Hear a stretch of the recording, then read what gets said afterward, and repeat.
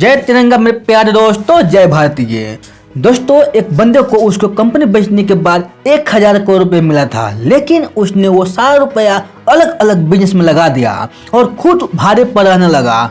कोई पागल ही कर सकता है ना ऐसा, क्योंकि कोई साधारण आदमी होता तो गाड़ी बंगला खरीदने में ही सारा पैसा खर्च कर देता। ये पागल आदमी और कोई नहीं, इलन मस्क ही है, जो कि आज दुनिया के कई बड़ी कंपनी का मालिक है, जैसे टेस्ला, ट्विटर, स्पेसएक्स, पेपल और जैसे कुछ फेमस कंपनी हैं। और आज उसकी net worth RS 182.10 lakh crore INR है।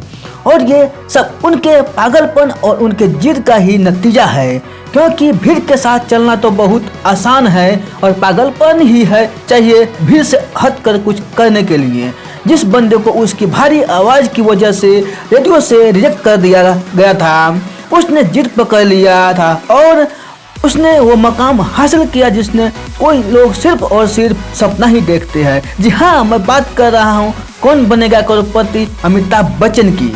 उनकी सुपर हिट फिल्म जंजीर आने से पहले उनकी 17 फिल्म फ्लॉप हो गई थी, फिर भी उन्होंने जिद अपनी नहीं छोड़ी और आखिरकार कामयाबी को उनके जिद के आगे झुकना पड़ा। दोस्तों, विराट कोहली का भी एक ऐसा ही स्टोरी है, जो क्रिकेट के लिए उसका पागलपन उसकी जिद को बयां करता है। 2006 की बात है, विराट कर्नाटक में रणजी ट्रॉफी खेल रहा था और पहले दिन केवल 40 रन बनाकर वो नॉट आउट रहा और शाम को उनके घर से खबर आई कि उनके पापा को मृत्यु हो गई है। सबने सोचने लगा कि विराट तुरंत घर के लिए निकलेगा। कोच ने तो यहाँ तक सोच लिया था कि उसकी जगह पर और कौन खेलेगा, लेकिन दूसरे दिन विराट बैट लेके ग्राउंड पर खड़ा था और इस हालत में उसने 100 रन बनाया और अपने टीम को जिताकर ही वो अंतिम संस्कार के लिए निकल गया। इसे पागलपन नहीं तो और क्या कहेंगे। लाखों में किसी एक के पास ही ऐसा जिद, ऐसा पागलपन होता है और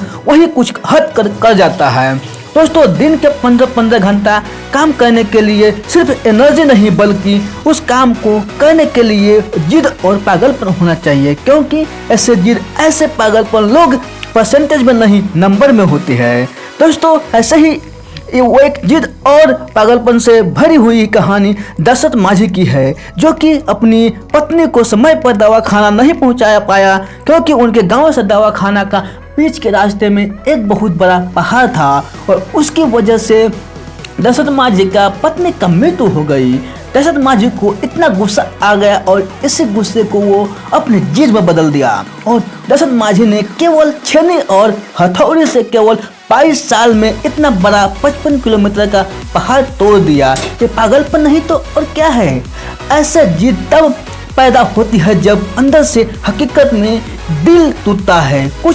कुछ लोगों तो इसमें बिखर जाते हैं और जो इस दर्द को, गुस्से को जिद में बदल देता है, उस बंदे को रोकना नामुमकिन है। वो पागलपन ही है जब लोग घूमने जाने का प्लान कर रहे होते हैं, तब कोई बंदा अपना एम्पायर खड़ा करने के लिए प्लान बना रहा होता है। जब सब काम ढूंढने के चक्कर में घूमते रहते हैं, तब कोई बंदा काम देने के बारे में सोचता है और ऐसे ही पागल आगे जाके बिल गेट्स, स्टीव जॉब्स बनते हैं। ये पागलपन नहीं तो क्या है। ये पागल सफलता के लिए हमेशा भूखे होते हैं, ये संतुष्ट नहीं होते हैं। ये पागलपन, यही जिद न तो इन्हें सोने देती है और न ही रुकने देती है। एक जिद्दी आदमी कभी भी साथ नहीं बैठेगा, 1000 बार फेल होगा वो, पर उसका जिद, उसका पागलपन और वो एक बार कोशिश करने पर मजबूर करेगा और ये तब तक मजबूर करेगा तब तक सफलता इसके सामने घुटने न टेक दे। और यही पागल इंसान, यही जिद्दी इंसान इतिहास बना देता है। दोस्तों, यकीन नहीं आता तो इतिहास उठाकर देख लो, भला कौन बढ़ा 1000 बार फेल होने के बाद भी कोशिश करना नहीं छोड़ा। कोई पागल ही ना, और उसी कारण ये पागल जिद्दी इंसान दुनिया को रोशन कर देता है। ये जी हाँ सर, मैं बात कर रहा हूँ वैज्ञानिक थॉमस अल्वा एडिसन की।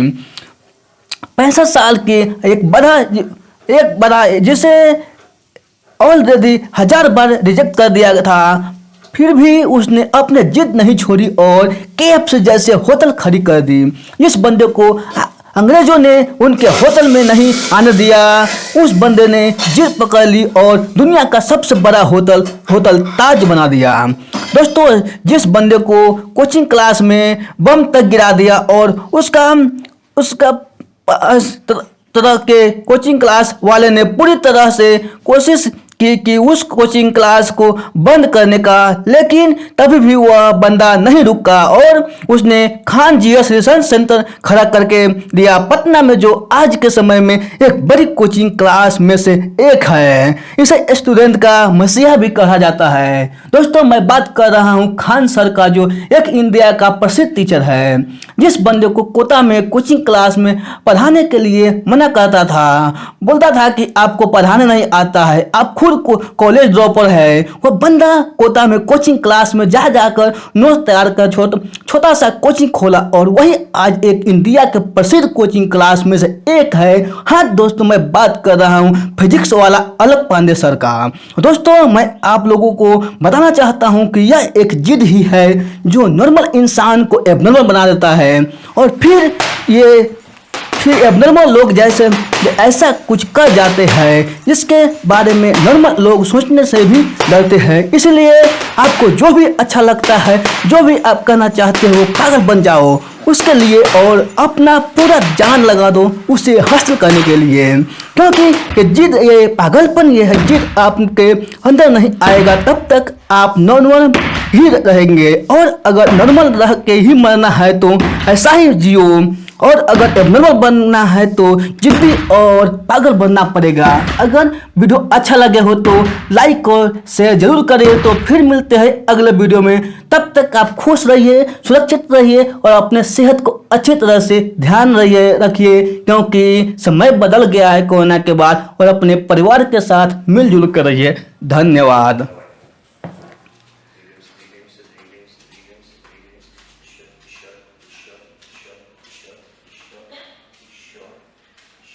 Еще. Все, работаем.